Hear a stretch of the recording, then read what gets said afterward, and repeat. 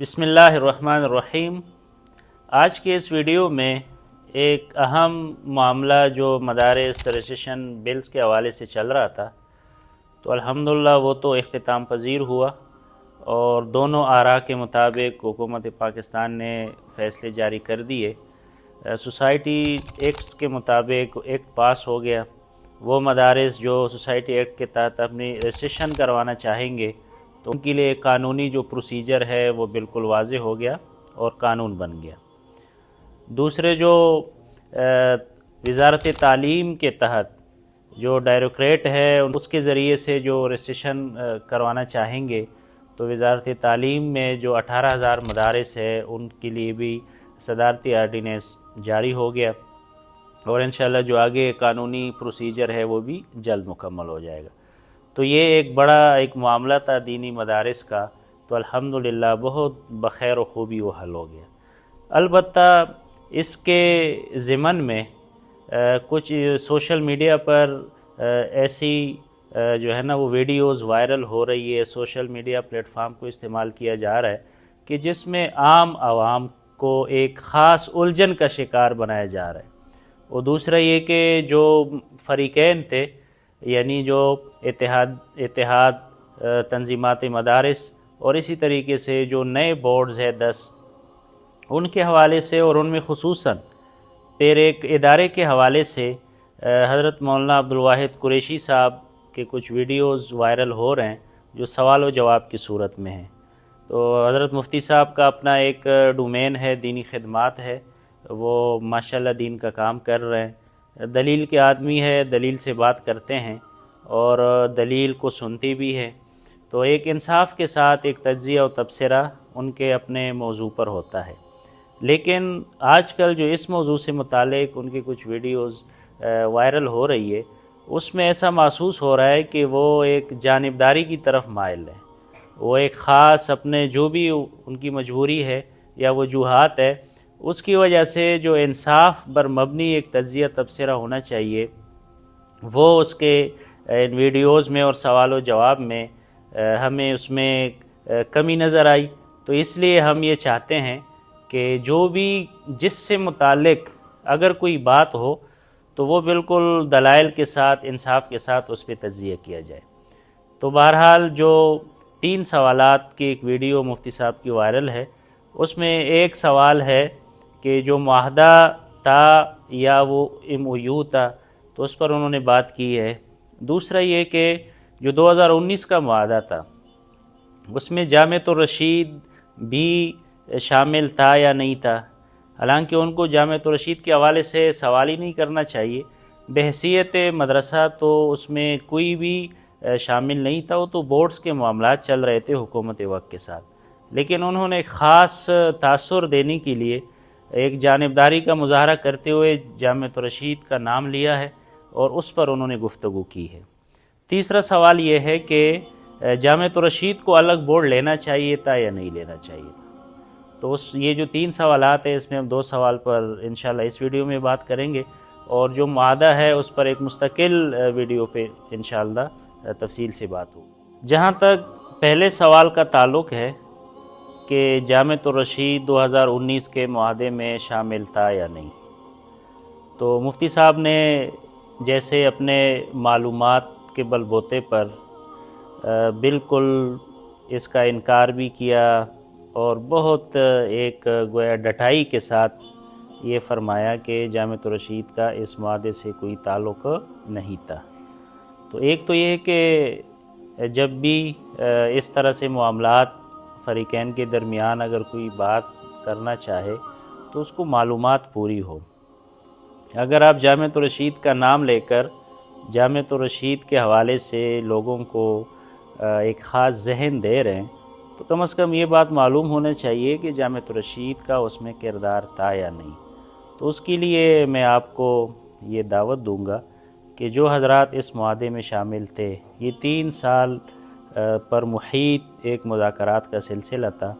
اور پھر 29 اگست 2019 کو اختتام کو پہنچا، تو آپ ان حضرات سے تھوڑا مل لیں، معلوم کریں کہ اس پورے معاہدے میں جامعۃ الرشید کا کیا کردار تھا۔ الحمدللہ ملک و ملت مدارس کے لیے جامعۃ الرشید کا بڑا کردار رہا ہے۔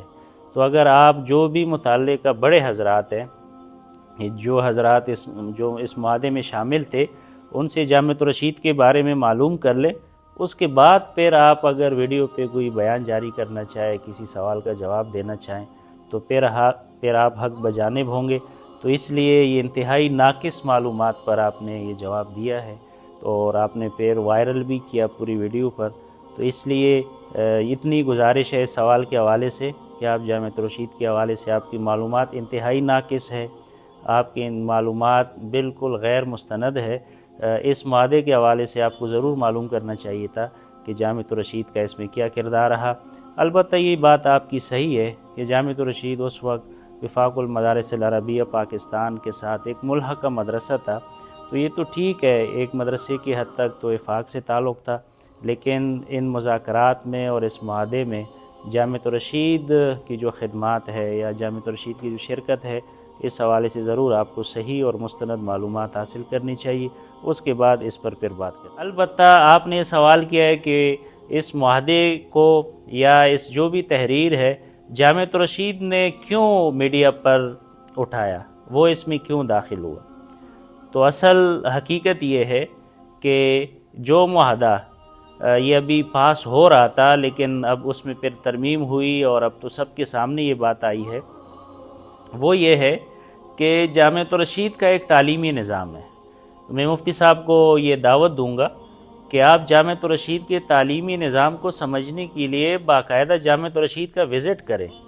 یہاں تعلیمی شعبہ جات کو دیکھیں اور یہاں کے ذمہ داران سے ملیں، اور یہاں آپ آ کر سوال و جواب کریں۔ جامعۃ الرشید نے 24 سال میں 2001 سے جو جامعۃ الرشید میں باقاعدہ کتب کا اجرا ہوا ہے، یہاں سے پڑھائی کا سلسلہ شروع ہوا ہے، تو آپ یہاں آ کے 24 سال کے منازل دیکھیں کہ جامعۃ الرشید نے تعلیمی میدان میں کتنے منازل طے کیے ہیں، کتنے تخصصات ہیں، اور یہاں پڑھائی کے ساتھ ساتھ جو طلباء کی ایک تربیت ہے، جو رائج دنیا میں ضروری لیڈرشپ کے سکلز ہیں، اور جو زبانیں سکھائی جاتی ہے، جو کمپیوٹر کی تعلیم ہے، ساتھ میں عصریات کی تعلیم ہے، تو جامعۃ الرشید ایک مکمل تعلیمی تحریک کا نام ہے، یہ صرف ایک مدرسہ نہیں ہے۔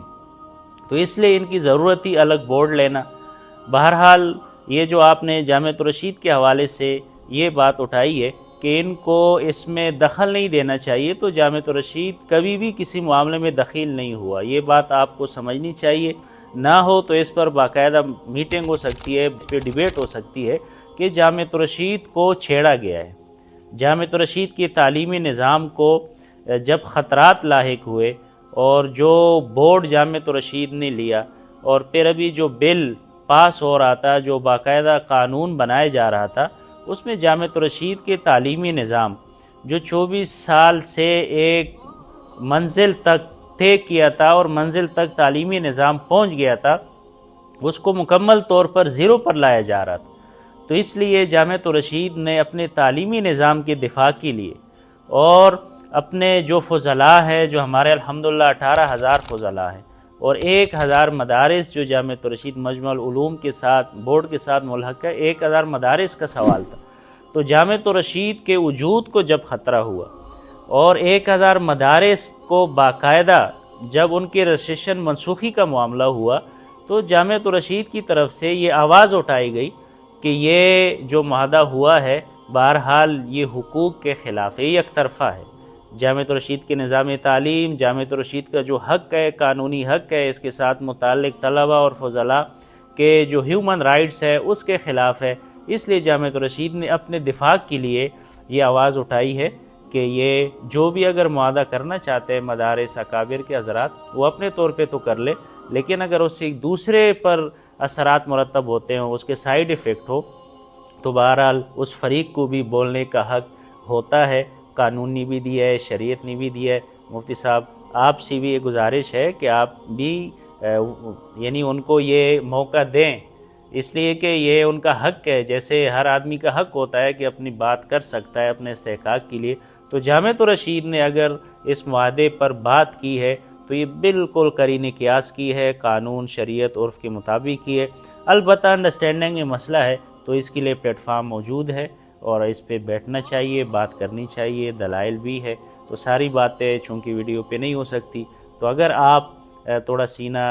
کشادہ کر لیں اور اس طریقے سے آپ وسعت ظرفی کا معاملہ کر لیں تو آپ کے ساتھ بیٹھ جاتے ہیں اور انشاءاللہ ساری چیزیں آپ کے سامنے آ جائیں گی۔